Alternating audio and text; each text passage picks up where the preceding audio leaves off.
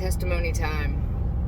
So, the teaser that I actually left you with yesterday, first and foremost, I apologize. I went home and passed out, totally forgot to make the video. So I actually really teased you with extending it till this morning.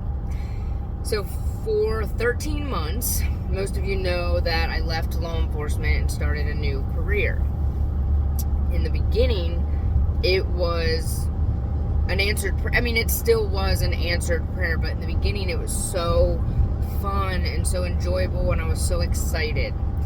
If you could put a career on a piece of paper that described the perfect job for Lindsay Atkinson, that was it.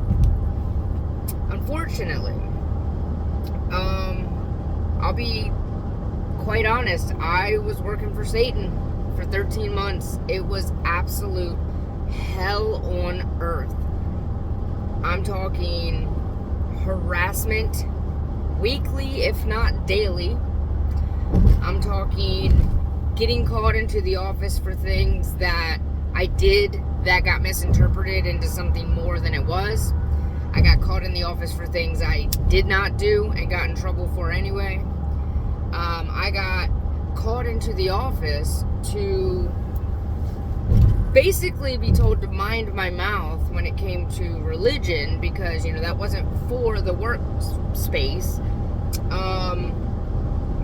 I got told to keep my head down and do my job, and basically every time I tried to put my foot forward to do something better, to make something more advanced, to give new, fresh ideas and perspectives on things that have just been so, you know, this is how we do things, it was just shot down, and I was told to basically slow my roll and that I was too eager.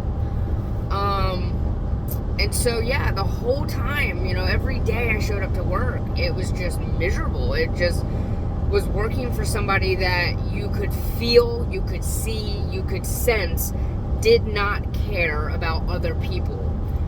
And at face value, especially when the bigwigs were in the room, you know, we care about work-life balance, but then would micromanage your time to where you didn't really feel like you had that. I specifically remember a few incidences where every time I left the office, for whatever reason, it was kind of like someone was looking for me, or like, you know, where is she? I felt like my bathrooms were being timed, like my bathroom breaks were being like monitored, like how long I'm in the bathroom for. The people that I worked with directly within my job, that weren't necessarily sitting with me, were wonderful, and I built relationships with them that I will cherish forever, and I still keep in contact with those individuals. The people that were in my immediate office, hell on earth.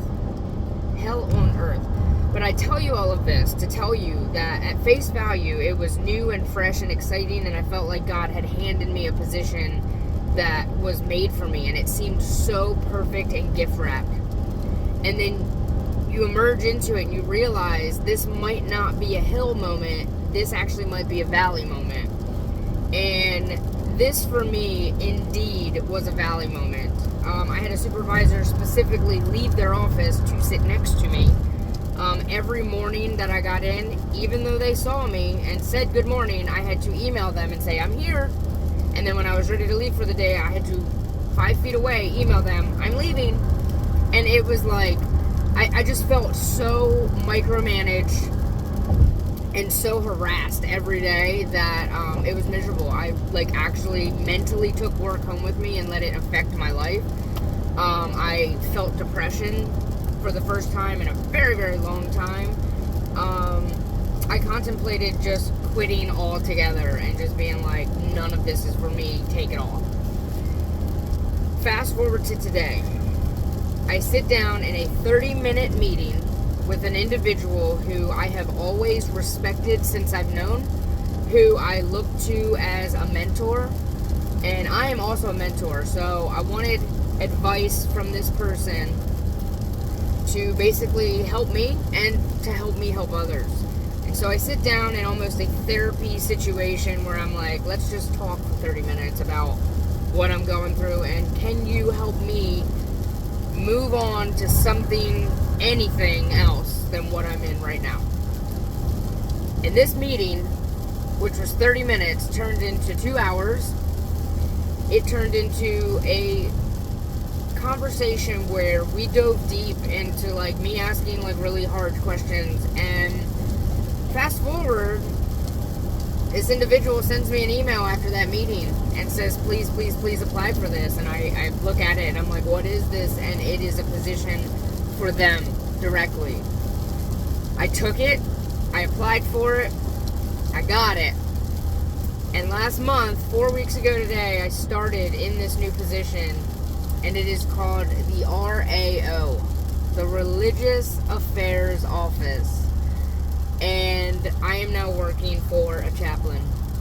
And it is the most amazing thing that could have ever happened to me, because even though the idea that I could work here one day had crossed my mind, it never sank in until that individual said it was possible. You know, like I dreamt it, but it was like, yeah, that'd be cool, but probably not me.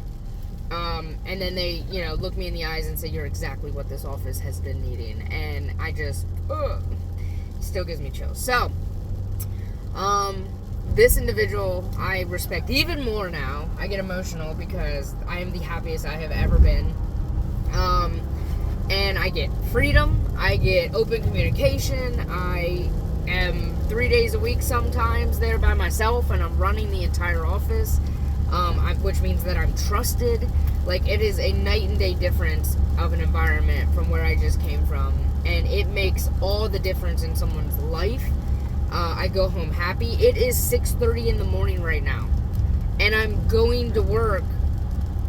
I don't start till 8. I'm going to work to like work out and to go network and to go eat breakfast in the cafeteria. Like, I want to be here, and that is incredibly different from what I've just came from, where I didn't even want to show up at the time I needed to show up, but I was being so micromanaged that if I was 60 seconds later than that time I said I'd be there, they were calling me and blowing me up like, where are you at? What are you doing? Why are you late?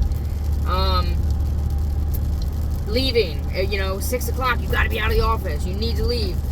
And then, I'd lock up a couple minutes late, and it's like, why did you leave at 6:05? What are you doing? Like, from that to this is just incredible. And I just want to encourage all of you out there that God's plan for our life will always be better than our own plan. And even if you get an answered prayer and it doesn't turn out to be how you thought it turned out, still be grateful and still be thankful and thank God for that prayer. Because if I could go back and change anything, I wouldn't change a thing. Because 13 months of sitting in hell working for Satan has now led me to possibly one day myself graduate up to becoming a chaplain myself. Like, that is a potential possibility for me. Chaplain Atkinson. And I wouldn't be where I'm at now had I not gone through the season I just went through. So if you are in a valley and it is hell on earth, stay focused on God.